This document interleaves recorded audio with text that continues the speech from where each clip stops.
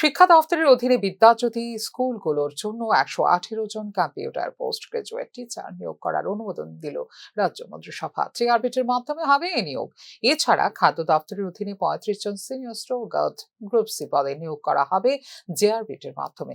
বুধবার সাংবাদিক সম্মেলনের মাধ্যমে রাজ্য মন্ত্রিসভার এই সিদ্ধান্তের কথা জানিয়েছেন মন্ত্রী সুশান্ত চৌধুরী। গত পরশুদিনের ক্যাবিনেট মিটিং এ সিদ্ধান্ত গ্রহণ করা হয়েছে।